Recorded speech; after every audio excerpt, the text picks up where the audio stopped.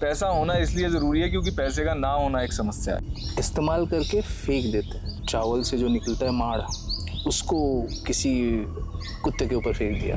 तो हम इंजीनियर बन जाते हैं, प्रोग्रामर बन जाते हैं, पर हम कभी जीना तो सीखते नहीं। अंग्रेज लोग अपने आप को खोजने जाते हैं भारत, हम भी भारत जाके अपने आप को खोजेंगे।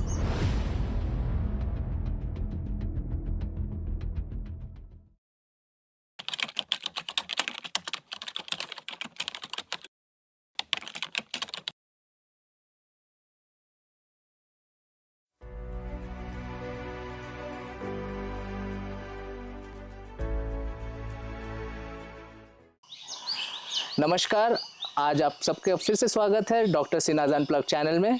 आज हम पॉडो ट्रैवल करते करते पहुंच चुके हैं पीपल फार्म, जहां पर हम बातचीत करेंगे रॉबिन सिंह जी के साथ, जो अपने नॉन ह्यूमन दोस्तों के साथ यहाँ रहते हैं और इनके साथ बहुत सारे वॉलंटियर्स और साथी हैं जो इन नॉन ह्यूमन दोस्त लोग के साथ मिल के रहते हैं, इनका टेक केयर करते हैं।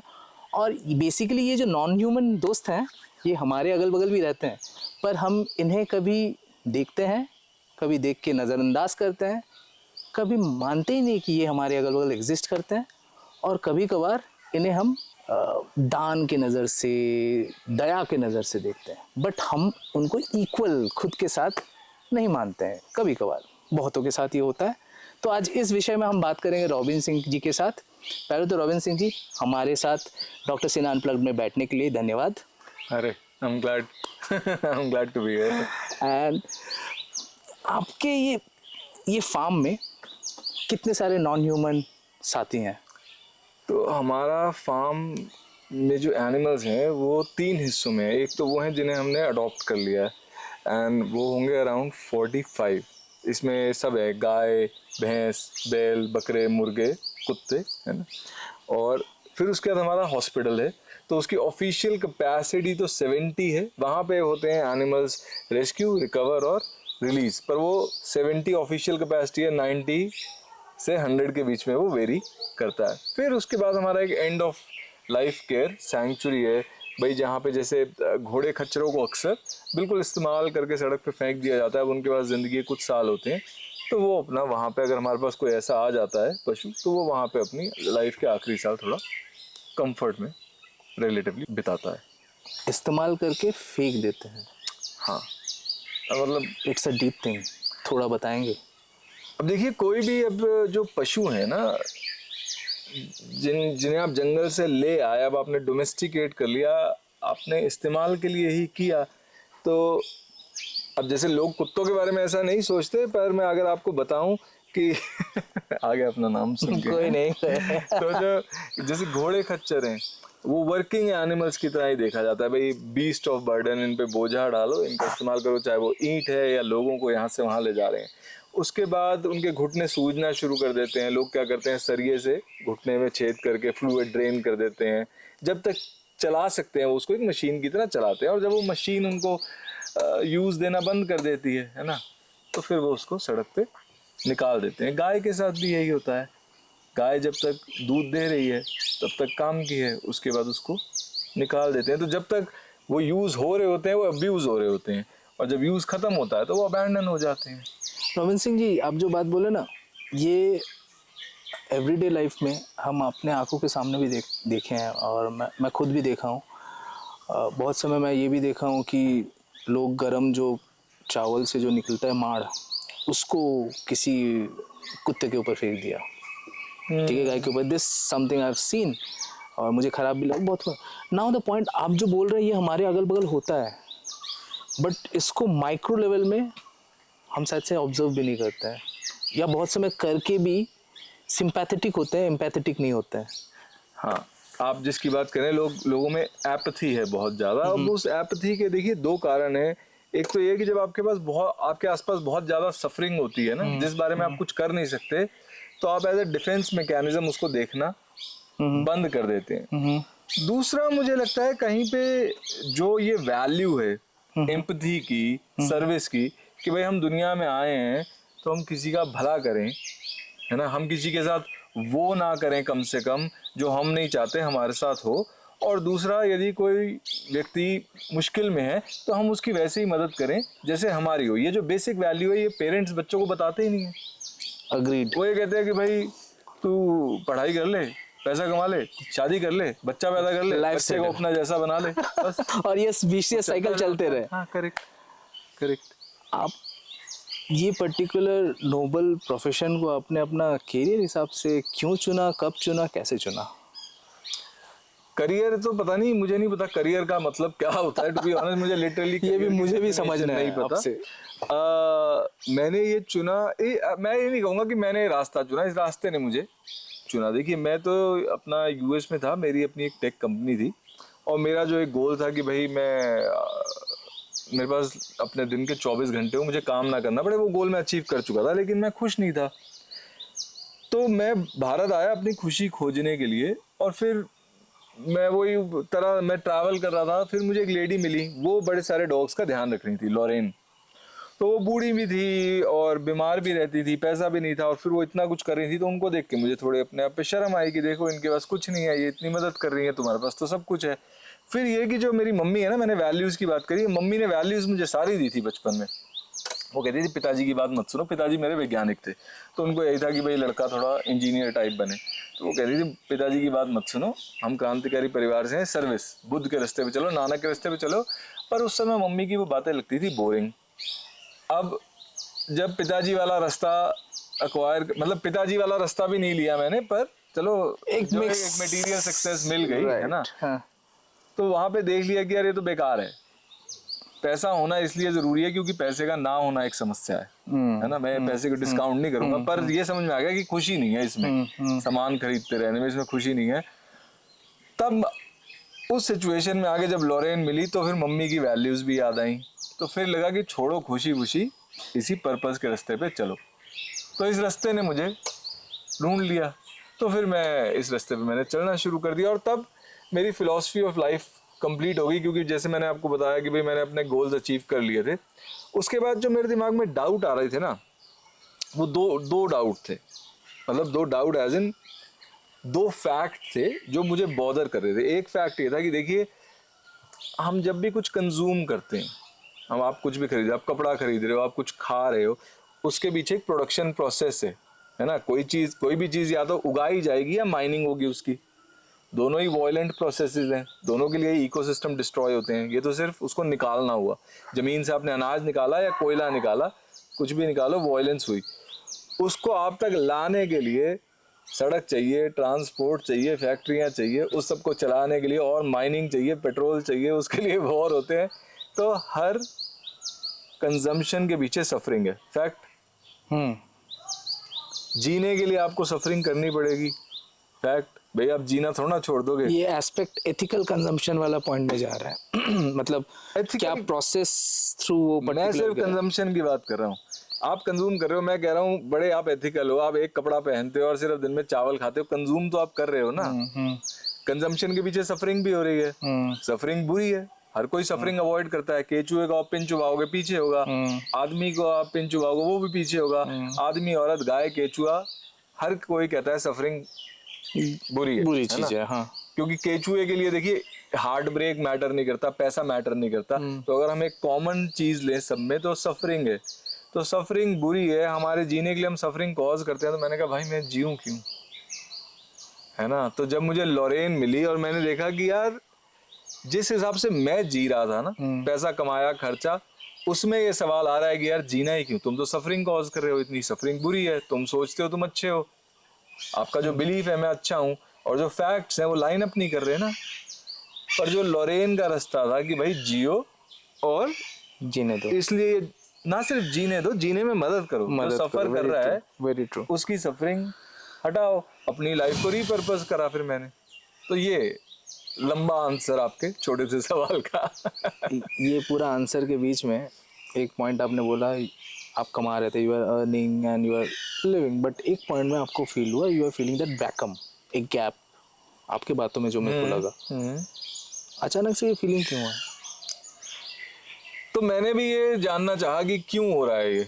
क्योंकि देखो मैं अपनी मर्जी के घर में रह रहा था, अपनी मर्जी से मैंने शादी की, अपनी मर्जी का काम कर रहा था। ऐसा नहीं है कि पिताजी ने कोई मजबूर करके इंजीनियर बना दी, क्योंकि नहीं बना था मैं इंजीनियर ना। मैंने कहा मतलब मैं तो बीच का रास्ता अपना चुना था। थोड़ा बीच में मैं इंटरवीन करके एक बात बोल रहा हूँ। आप जो जगह में थे, हाँ यूएस में थे, यूएस में काम कर रहे थे, ठीक ठाक कमा भी रहे थे as per the societal norms जो होता है। बहुत एक बड़ा सेक्शन ऑफ यूथ का ये सपना होता है फिलहाल जो इंडिया में है कि हम आई बिलीव आप पंजाब से हो, दिल्ली। दिल्ली से हो, रूट्स? मेरे पेरेंट्स दोनों अनडिवाइडेड इंडिया, तो Okay. मम्मी मुल्तान से थी, मुल्तान पिताजी से। लाहौर। राइट। अब अनडिवाइडेड इंडिया का अगर मैं बात बोलूँ, आज के डेट में अगर वही पोर्शन का जो डिवाइडेड पार्ट इंडिया में है, Punjab, Haryana and those belt, यहाँ के मेजर चंक चाहते हैं कि वो सेटल हो जाए यूएस में, कनाडा में, न्यूजीलैंड में। और मैं अपने बच्चों में भी ये देखा हूँ बहुत बड़ा, और इस चीज़ के ऊपर तो बहुत सारे कंपनीज चलते हैं कि इनको सेटल कैसे किया जाए, right, educational way and different other ways. आपको वो मिल चुका, आप वो कर रहे थे, सोशल नॉर्म्स के हिसाब से सेटल्ड थे। लोग सोचते हैं कि वैसा मिल जाए तो हम बहुत खुश रहेंगे, सारा लाइफ इजीली कट जाएगा। आपने क्या पहलू देखा? देखिए वही मैं कह रहा हूँ कि मैं जब ऐसा महसूस कर रहा था तो मुझे समझ नहीं आया कि ऐसा मैं क्यों महसूस कर रहा हूँ। तो तब मैंने कहा कि मैं लाइफ के बारे में थोड़ा पढ़ता हूँ। होता क्या है कि हम इंजीनियरिंग की पढ़ाई करते हैं, है ना, हम प्रोग्रामिंग सीखते हैं, तो हम इंजीनियर बन जाते हैं, प्रोग्रामर बन जाते हैं, पर हम कभी जीना तो सीखते नहीं। तो मैंने कहा कि यार मैं जीना सीखता हूँ। तो लाइब्रेरी गया, मैंने बुद्ध की कहानी पढ़ी, कि बुद्ध की जीवनी पढ़ी, मैंने जो भी फिलॉसफी की किताबें थी वो पढ़ी, हैप्पीनेस के बारे में पढ़ा, प्लेजर के बारे में पढ़ा। जो जो जो एजुकेशन हमें दी नहीं गई उस बारे में मैंने पढ़ा, और फिर मुझे समझ में आया कि है क्या, कि मैं अडेप्ट कर गया हूँ। अब हमारे एवोल्यूशन ने ऐसा बनाया है हमें कि देखिए आपकी लाइफ में चाहे कुछ अच्छा हो या बुरा, इवेंचुअली आप अडेप्ट कर जाओगे, नहीं तो आप जी नहीं पाओगे। क्योंकि मान लो आपके साथ कुछ बुरा हुआ, आप उससे अडेप्ट ही नहीं करोगे तो सारी जिंदगी आप रोते रहोगे। राइट। अब उस अडेप्टेशन का डाउन साइड ये है कि जैसे मान लो आपने नई बाइक ली, पहले दिन तो आप खूब खुश, हर किसी को दिखा रहे हो मेरी बाइक, दूसरे दिन भी ठीक है, 6 महीने बाद आपको वो थोड़ा खुशी देगी। Law of diminishing utility. हाँ, मतलब और आस्ते एक आस्ते साल जिसको बाद देखा। आप कहोगे चलो ठीक है बाइक है, यूटिलिटी, आप उसको देख के ऐसे खुश नहीं हो रहे। और ये चीज हर किसी पे अप्लाई करती है, गर्लफ्रेंड पे भी करेगी, हर चीज पे करेगी। देखो है ना, आई कैन करेगी। Understand your point. तो चाहे वो प्लेजर हो या पैसा हो या पीपल हो, हर किसी से आप इवेंचुअली अडेप्ट कर जाओगे। भाई आपकी नई नई शादी होगी, आप खुश हो, अब 10 साल बाद आप कहोगे अरे भाई तो ऐसा थोड़ा घर में घुसोगे आप, है ना। तो मैं अडेप्ट कर गया था अपने सर्कमस्टेंसेस से। तो मुझे अब लगा कि अच्छा, इस चक्कर में लोग और चाहते हैं। वो कहते हैं कि यार ये ले लिया फोन, अब नया वर्जन आईफोन का, बंगला ले लिया, अब मुझे इससे बड़ा बंगला चाहिए, बड़ी गाड़ी चाहिए, क्योंकि हम अडेप्ट कर जाते हैं। तो मुझे लगा कि अब मेरी तो कभी ऐसी ख्वाहिशें थी नहीं कि बहुत ये खरीदना है वो खरीदना है, कभी ख्वाहिश ऐसी रही नहीं। सिर्फ ये था कि जो मेरा लाइफस्टाइल है वो चलता रहे, रेस्टोरेंट में मैं जाऊं, प्राइस देख के मुझे खाना ना ऑर्डर करना पड़े, और तीसरा ये कि भाई इस सब के लिए मुझे अपने घंटे ना बेचने पड़े, मेरे पास अपने दिन के 24 घंटे पे पूरा कंट्रोल हो। तो ये मेरी मीट हो गई ख्वाहिश। अब अगर यही होता मेरे पास कि भाई मेरे को BMW लेनी है, तो BMW ले लेता। अब मैं कहता कि भाई मुझे तो Audi लेनी है या कोई और गाड़ी लेनी है। अब 24 घंटे के बाद 25 हुआ, बना नहीं, तो मैं अटक गया, सिस्टम ब्रेक हो गया। अब मुझे समझ में आया, मैं कहा अब मेरे पास एक रास्ता है कि मैं कहूँ कि भाई मुझे $100 मिलियन कंपनी बनानी है, या मेरी जो कंपनी है, जो मेरा स्टार्टअप था, कि इसको पब्लिक ले जाना है। अपने आप को गोल दे देता हूँ, या तो मैं देखो उस गोल के पीछे भागते भागते मर जाऊंगा, या मैं पहुंच जाऊंगा और मैं कहूंगा अब मैं क्या करूं, मैं फिर अडेप्ट हो जाऊंगा। तो मैंने कहा तो सिस्टम बेकार है।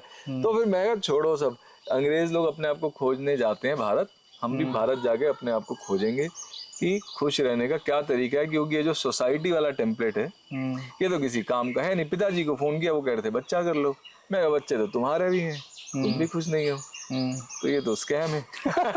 Very true, I agree with your words. मतलब आप खुश नहीं हो जो करके आप, you are not still satisfied, ठीक है, आप वही चीज आगे करने बोल रहे हो, वही तो वो चले जा रहा, प्रथा चले जा रहा है। MLA में ना आपको नहीं पता कि आप जी क्यों रहे हो, लेकिन आपके पास एक टेम्पलेट था, हाँ है ना, वो चिपका दो कि भाई पढ़ाई, पैसा, शादी, बच्चा, फिर उसके बाद बच्चे की पढ़ाई, बच्चा पैसा कमाए, बच्चा शादी करे, बच्चा बच्चा पैदा करे, ठीक फिर है? वही बच्चा हाँ, को है वही ना? बच्चा का ज्ञान और दे दे। उसमें अगर कोई पूछता है बच्चा कि भाई हम ये सब कर क्यों रहे हैं, तो जवाब है नहीं। लेकिन उसे तो सोच मत तू यही कर, तो मल्टी लेवल मार्केटिंग है तो I agree, pyramid मतलब scheme। ये मतलब एक अलग ही मुझे पहलू दिया आपने कि सोसाइटी हमारे फैमिली में ही एमएलएम चल रहा है, हमारे सोशल स्ट्रक्चर में बेसिकली। करेक्ट।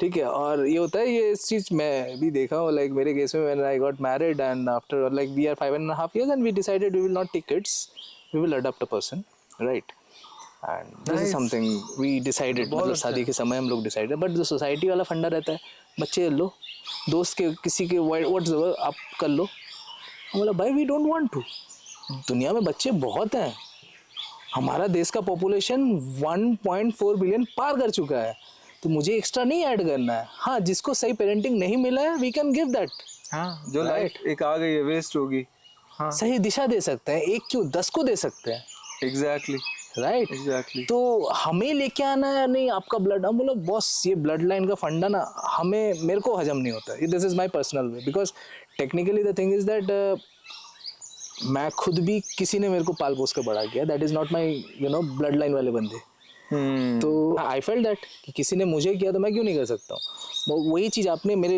एक दिशा बहुत क्लियर कर दिया कि ये एमएलएम वाला स्कीम चलता है। हाँ, देखिए जीवन अर्थहीन है, या अगर इसका कोई ग्रैंड अर्थ है तो हमारे पास उसका पार पाने का कोई तरीका नहीं है। तो या तो आप कोई किताब पकड़ लो और वो मान लो कि ये है जिंदगी का मतलब।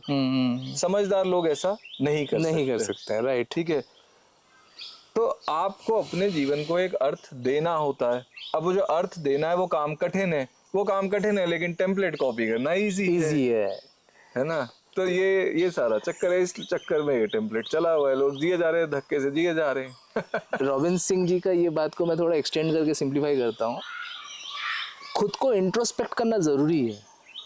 लोग हमें बहुत कुछ दिशा दिखाएंगे, बहुत कुछ बोलेंगे, ये भी अच्छा है, वो भी अच्छा है, वो भी अच्छा है, ठीक है, ओके, बोल रहे हैं, कोई सुनने में आपत्ति नहीं है, बट आप क्या करना चाहते हो वो खुद के अंदर झांक के देखना ज़रूरी है। और उसके लिए आप अपने टीचर्स, आप मेंटर्स चुनो, ज़रूर चुनो, मेंटर से आप गाइडेंस लो और वो हेल्प लो कि ये मत देखो कि मेंटर ने क्या किया मेरे को भी वही करना है। ये इंपॉर्टेंट है कि आप अंदर देखो कि आपको अंदर से किस चीज़ों के लिए कनेक्शन आ रहा है, किस चीज़ के लिए आपको अच्छा लग रहा है, एंड वो चीज़ के साथ आपको, वो स्किल सेट के साथ, वो पैशन के साथ अगर आपको कनेक्शन बन गया ना, और आपका पैशन ही प्रोफेशन कल के डेट में बना, तो I believe things will be better somewhere. देखिए मैं आपके इस बात से तो बिल्कुल अग्री करता हूँ। जैसे सुकरात ने कहा, unexamined life is not worth living.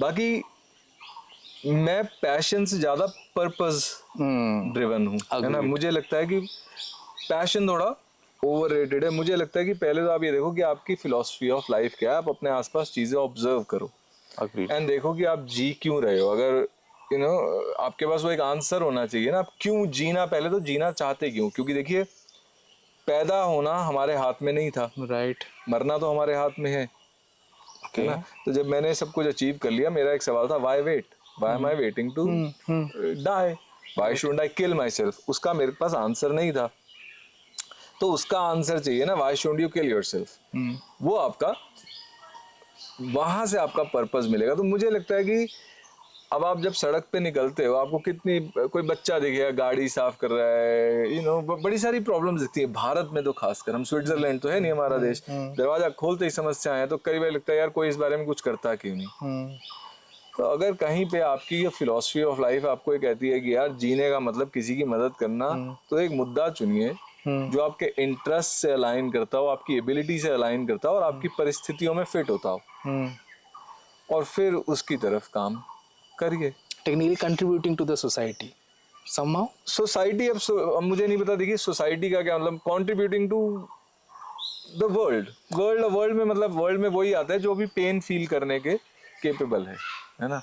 वो कुछ भी हो सकता है। देयर आर पीपल जिनको सोसाइटी अपना भी नहीं मानती। अब आप, मुझे नहीं पता कि अगर किसी होमलेस व्यक्ति की आप मदद करते हो, क्या are you contributing to the society, मुझे नहीं पता। रॉबिन जी, मुझे थोड़ा सा एक दो टर्मिनोलॉजी के बीच में कंफ्यूजन हो रहा है। एक पर्पस आपने बताया जो, and I agree with your point कि आप पर्पस ड्रिवन होना चाहिए, कोई भी काम पर्पस ड्रिवन होना चाहिए। एक इंसान का जीने का मकसद भी पर्पस ड्रिवन होना चाहिए समहाउ, राइट? एनलाइटमेंट एक क्या, if you know your purpose, can we term that a person is enlightened if the person knows his or her purpose for being in existence? देखिए मुझे ये बोरोड लाइन है, मुझे नहीं लगता कि लोग एनलाइटन होते हैं, हमारे एक्शंस एनलाइटेंड या नॉन एनलाइटेंड होते हैं। फॉर एग्जांपल, अब मुझे पता है मैं क्यों जी रहा हूँ, ठीक है, और अगर मुझे एक पशु दर्द में दिखा, मैं उसकी मदद करने लगा, that's an enlightened action because वो मेरे पर्पस से अलाइंड है, मेरी लाइफ फिलॉसफी से अलाइंड है, आई एम बीइंग माइंडफुल। अब यही रॉबिन जी अगर रफल लेस का चिप्स का पैकेट खोल के खा रहे हैं तो वो एक अनएनलाइटेंड एक्शन है। क्यों? क्योंकि वो मेरी फिलॉसफी से अलाइंड नहीं है। मैं अननेसेसरी कंजम्पशन में विश्वास नहीं रखता। आप रफल लेस खा रहे हो, आपको उसकी ज़रूरत नहीं है, ठीक है। आप प्लास्टिक वेस्ट जनरेट कर रहे हो, वो पाम ऑयल से बना है, पाम ऑयल की वजह से काफ़ी रेन फॉरेस्ट वगैरह कटते हैं।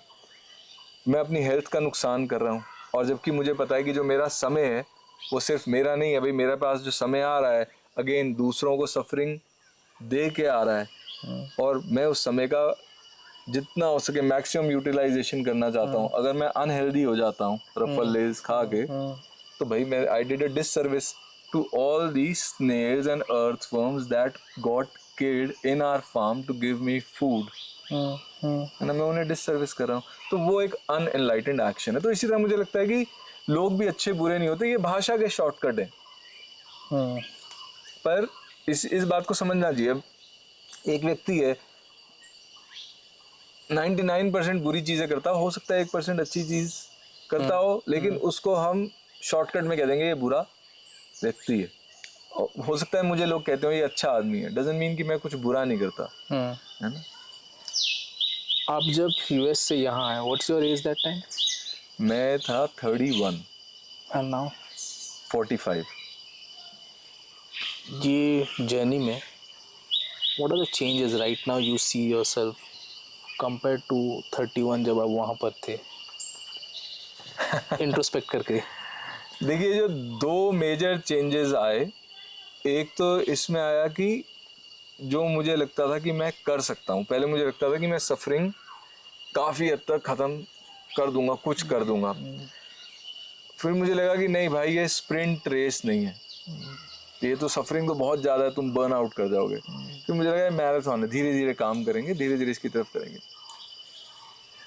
फिर मैं समझ गया कि यार सफरिंग आप ख़त्म नहीं कर सकते, आप कम भी नहीं कर सकते, क्योंकि suffering is the default nature of life. जैसे अंधेरा है, सफरिंग है, और जिस तरह दिया जलता है तो उतने एरिया में उस समय के लिए कुछ अंधेरा ख़त्म हो जाता है। इसी तरह सफरिंग का भी यही फंडा है। सफरिंग है, आप जहाँ पे अच्छा काम करोगे कुछ की आप मदद कर दोगे, पर आप इतना ही कर सकते हो। सफरिंग तो विद पॉपुलेशन बढ़ ही रही है। All I can do is कि कुछ की मदद कर दूं, और जिस स्पीड पे वो बढ़ रही है उस स्पीड को थोड़ा कम कर दूं, है ना, ताकि जितना वो मेरे बिना बढ़ती, मेरे होने की वजह से थोड़ा कम स्पीड से बढ़े। तो फिर मुझे समझ में आ गया कि भाई ये रिले रेस है। दुनिया जैसी मुझे मिली, अब देखो ना, भारत हमेशा से तो ऐसा नहीं था, कभी उज्जड़ रहा होगा, कभी बिल्कुल ही ट्राइबल रहा होगा कि आपका निकलना ही घर से खतरनाक है। बहुत बहुत मतलब नहीं जितने भी 1000 साल पे पुरानी बात कर रहा हूँ, या राजा महाराजाओं के टाइम में आपके पास फ्रीडम ऑफ स्पीच थोड़ा थी। तो लोगों ने धीरे धीरे धीरे हमें इस सिविल सोसाइटी पे लाए ना, जहाँ पे मैं एक ऐसा ओपिनियन एक्सप्रेस कर सकता हूँ जिससे लोग पूरी तरह सहमत नहीं है। तो मुझे दुनिया जिस शेप में मिली, मुझे थोड़ा सा आगे बेहतर छोड़ के जाना है उसको। तो वो रिले रेस है, मैंने बैटन यहाँ से पकड़ी और मैं उसको आगे किसी को थमा के जाऊं। तो एक तो मेरा ये हुआ जिससे मैं बर्न आउट नहीं होता, मैं फ्रस्ट्रेट नहीं होता। मैं समझता हूँ कि भाई कुछ भी करने के लिए billions and billions and billions of factors होते हैं, आप उसमें से एक फैक्टर हो, राइट। तो आप कुछ उखाड़ नहीं सकते, आपके हाथ में सब कुछ नहीं है। बट दैट ऑल्सो मीन्स क्योंकि आपके पास एक ही फैक्टर है तो you have to give it your best, है ना। तो ये चेंज आया। और दूसरा ये कि मैंने जो अपनी इमोशनल रेगुलेशन है उस पर काम किया। मैं काफ़ी गुस्से वाला था। आज से आप 3 साल पहले चले जाओ, 4 साल पहले, वेरी एंग्री पर्सन।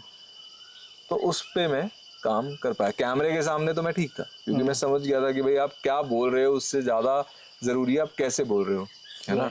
मुझे अवेयर करना है दूसरे को, मुझे बेचना है उसको अच्छाई को। तो मैं कैमरे के आगे तो अच्छे से बात कर लेता था, बट इन पर्सन मैं एब्रेसिव हो जाता था, रूड हो जाता था, चिल्ला पड़ता था। वो मैंने उस पर काम किया। उसमें आप कैसे काम किए? तो पहले तो मुझे कहीं से ये पता चला कि भाई रिएक्ट करने से पहले, मतलब कोई भी चीज़ होती है आपके साथ, उसमें और आपके एक्शन के बीच में एक पॉज होता है। अब उस पॉज में अगर आप सोच लो तो यू एक्ट, और पॉज ना सोचो तो यू रिएक्ट। थ्योरी तो समझ में आ गई मुझे, बट वो कहते हैं ना कि मतलब इन थ्योरी तो थ्योरी और प्रैक्टिस में कोई फर्क नहीं है, लेकिन इन प्रैक्टिकल थ्योरी और प्रैक्टिस बहुत फर्क है। तो अब ये होता ही नहीं था। फिर मेरे को ऐसे कोई बड़ा रैंडम सा यूट्यूब वीडियो आया, उसके व्यू भी नहीं थे, कोई 200-300 व्यूज थे ऐसे ही। तो वो लड़की बता रही थी, कहती है कि ना नॉर्मल कॉन्वर्सेशन में, नॉर्मल बिल्कुल बातचीत हो रही है, वहां पे भी जब आपसे कोई बात करे आप पॉज लो और फिर आप जवाब दो, पॉज लो जवाब दो। तो जब आप नॉर्मल कॉन्वर्सेशन में ये आदत डाल दोगे तो जो गुस्से वाली कॉन्वर्सेशन है वहां पे वो आपकी आदत कैरी ऑन होगी। बिकॉज गुस्से में आप सोच लो, आप अपने आप को सीधा वहीं कर लोगे। वो तो हो गया ना कि आप तूफान के दौरान जड़ें उगाने की कोशिश कर रहे हो, जड़ें तो तूफान से पहले उगती हैं। राइट। तो वो पॉज लेना मैंने सीखा कि वाई एम आई टॉकिंग। इस पॉज में मैं अपने आप को कहता हूँ वाई एम आई टॉकिंग। मान लो किसी ने मेरा नुकसान कर दिया, क्या मेरे चिल्लाने से वो नुकसान अंडू होगा, सिचुएशन वर्स होगी, मेरा नाम खराब होगा? I have to consider all of that before I say anything. तो मैंने अपने पे बहुत काम किया ताकि मैं वो हो सकूं नाइस पर्सन। दूसरों की नज़रों में ना, खुद के नज़रों में? अपने लिए। दूसरों को तो देखो, मेरे को बचपन में मम्मी ने ट्रेन कर दिया था, सबसे बड़ा रोग क्या कहेंगे लोग। मैं लोगों की कभी परवाह नहीं करी। मेरा जो पहला मैंने तरीका जो पैसा कमाया, जब केबल टीवी आया इंडिया में, तो लोगों के वो एल्यूमिनियम के एंटीने होते थे उससे पहले, तो वो एंटीने छतों पे डिस्कार्ड कर दिए गए। तो मैं तो भाई वो इकट्ठे करके बेचता था। अच्छा, जो अंटीना हुआ करता था उसको। Okay okay. उसमें एक लोहे की रॉड होती थी, वो 6 रुपए किलो बिकती थी और 70 रुपए किलो एल्यूमिनियम बिकता था। तो मेरे को नहीं फर्क पड़ता लोग मेरे बारे में क्या सोचेंगे, आई कांट केयर लेस। ये बहुत इंपॉर्टेंट है यूथ्स को समझने के लिए। आपका जज्बात आपको क्या कह रहा है, दैट इज समथिंग। आपका अंतरी आत्मा आपको क्या कह रहा है, that is more important then लोग क्या कह रहे हैं। अगर आपको पता है कि आप सही हो, आपके अंदर गिल्ट नहीं आ रहा है, आप सही हो, यू आर राइट। बट आपको पता है लोग अच्छा बोल रहे हैं, बट आपको अंदर से पता है आपने जो किया वो गलत है, वो सही नहीं है। You know the thing. क्योंकि इंसान सबसे झूठ बोल सकता है, खुद से कहाँ से बोलेगा। हाँ, यहाँ पे मैं ये कहूंगा जो आपने कहा ना कि आपका जो अंतरात्मा, आई एग्री। आपने कहा guilt is our moral compass, internal guilt, not external guilt जो लोग फील कराते हैं, वो नहीं, इंटरनल। पर आपका जज्बात क्या कह रहा है, I don't agree with that. क्योंकि मुझे लगता है जज्बाती हो गए जब भी हम फैसले लेते हैं, कितने फैसले वो सही होते हैं। ओके।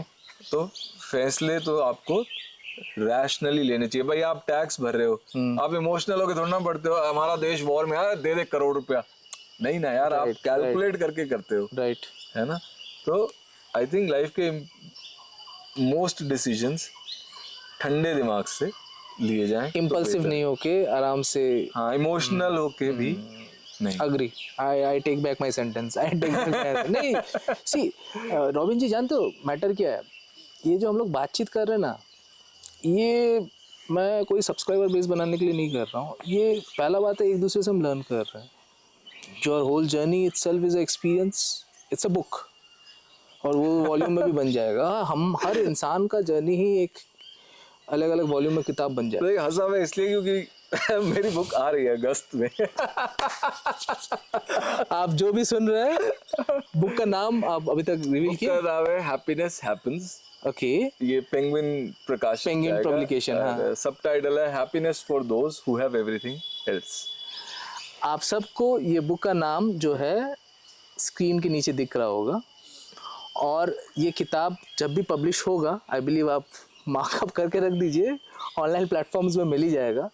बिकॉज राइट नाउ तो मैं रॉबिन जी से खुद ही सीख रहा हूँ, यहाँ स्टूडेंट बैठा हुआ है, रॉबिन जी टीचर है और and these are the learnings, ये लर्निंग ऐसा लर्निंग है जो हमें यूनिवर्सिटी के सिलेबस की किताब में नहीं मिलेगा। हाँ यही तो, आप किसी जाओ कॉलेज में कहो कि मुझे जीना सिखा दो, भगा देंगे वो। अरे जो सिखाने वाले हैं उनको खुद को पता नहीं क्या सीखना है। अब ये एक मजेदार चीज छेड़ो, मैं आपको अपना थोड़ा बहुत बताता हूँ। अब जो सिखाने वाले हैं वो भी अगर वो चीज को not because of passion, not because of you know जो आपने बताया कि how you are contributing to the society, उस फैक्टर में नहीं देख के वो देख रहे हैं as a job, source of earning money, तो सर वो अब जॉब बहुत सारा हो सकता है। टीचिंग को आप जॉब हिसाब से मत लो, ये मेरा पर्सनल मानना है। हाँ मैम बिल्कुल, मैं मानता हूँ, क्योंकि वहाँ आप बहुत लोगों का इंसान बना रहे हो। और अब जो मैकेनिज्म आ चुका है, जो चीज़ हो रहा है, मैं आप आँख खोल के देखोगे तो आपको भी दिखेगा, we are into making products not human beings. College में जाओ प्लेसमेंट लेके निकलो, कॉलेज में जाओ प्लेसमेंट निकलो, but how to be a happy human, how to connect with your self, आप अपने आप को पहचानोगे कैसे आप सॉफ्ट स्किल्स सीख रहे हो किस चीज़ के लिए, आपको कंपनी में जाके इंटरव्यू क्रैक करना है। आप इनर इमोशंस को समझ नहीं रहे हो ना, जो हमें समझाना चाहते हैं उनको वो समझाने का मौका दिया जा रहा है। उनको भी ये कि भैया सिलेबस कंप्लीट कराओ, मार्क्स देके पास करवा दो, प्लेसमेंट देके नंबर दिखा दो कि इतना परसेंटेज प्लेसमेंट है, ये हाईएस्ट पैकेज किया है, and this is the, and then you get you know, आप ज्वेलरीज पहना दो कि you this particular institution university और दिस इज फलाना एक्रीडिएटेड, ये कैटेगरी में टॉप रैंकिंग में है, ये कैटेगरी में टॉप रैंकिंग है। बट वो बच्चा निकलने के बाद 6 महीने बाद कहाँ पर है? So any how I think it depends on कि समाज हीरो किसे मानता है। आपके जो हीरोज होते हैं ना समाज के, वो डिक्टेट करते हैं कि समाज कैसा चलता है। आप अपने हीरो उठा लो, भाई वो क्रिकेट अच्छा खेलता है, वो इसलिए वो पैसा है, वो पॉपुलर है, वो पावरफुल है। आप मेंटर किसे मान रहे हो? मेंटर नहीं, मतलब देखिए, जिसे आइडल बोलते हैं, और lack of a value system, आप उन्हीं वैल्यूज को ग्रैब करोगे ना। आपको जीना आता नहीं है, देयर इज अ वॉइड, तो एक तो कैपिटलिस्ट जो है वो उस वॉइड का फायदा उठाएगा। जीना नहीं आता, खुश नहीं हो, लो खुश हो जाओगे, है ना। और आप कहते हो चलो, आपको कहीं लगता है कि यार मेरे को दोस्तों के साथ बैठ के अच्छा लगता है, वो वहां भी आ जाएगा। दोस्तों के साथ बैठना है नहीं चाहिए, राइट, अकेले बैठना है, सिगरेट होनी चाहिए, कंज्यूमरिज्म फैक्टर लाया जाए, एक तो ये आ जाता है। चलो आप इससे भी ऊपर उठ गए, पर आप देखते हो ऊपर कि कौन है जिसकी समाज में इज्जत है, कौन है जो खुश दिख रहा है। अब ये खुश थोड़ा है, ये लोग, ये जो सेलिब्रिटी वगैरह होते हैं, मैं किसी के घर में नहीं गया, पर आपको पता लग जाता है, आप थोड़ा सा एनालाइज करो, बॉडी लैंग्वेज, फेस, वो दिखा रहा है कि ये मैंने 76वीं बाइक ली है। अरे भाई, तेरे 75 बाइक में खुशी नहीं मिली, तेरे 76 में देखो लग रहा है कि तू खुश हो जाएगा, तो तू भी पागल है, और तेरे को देखने वाले भी पागल है। कितनों में चढ़ेगा भाई, कितनों में चढ़ेगा। तो पर क्या है कि for lack of value system आप इनके वैल्यू सिस्टम अडॉप्ट कर लेते हो, दैट्स व्हाट यू परस्यू। फिर जो पढ़ाने वाला आएगा वो यही दिखाएगा ना, आप क्या वैल्यू कर रहे हो। अच्छा, आपको पैसा चाहिए, देखो हमारा स्टूडेंट इतना पैसा कमाता है, बस जो चाहते हो वही दिखाएगा। It forms a feedback loop. लोग होंगे, उनका लीडर भी वैसा ही होगा। यूथ खुद को किस चीज़ के साथ रिलेट करते हैं, उनको वैसा ही चीज़ दिखाया जाएगा, वैसा ही चीज़ बेचा जाएगा, वैसा ही चीज़ समझाया जाएगा। Any person should maintain a distance between a organisation and a family. मैंने एक स्पेलिंग मिस्टेक कर दी, BRINT की जगह BRINK लिख दिया। Okay. तो ये मेरी मेल पहुंची ट्यूसॉन एरिजोना में, एक डैनी करके फिल्म मेकर था।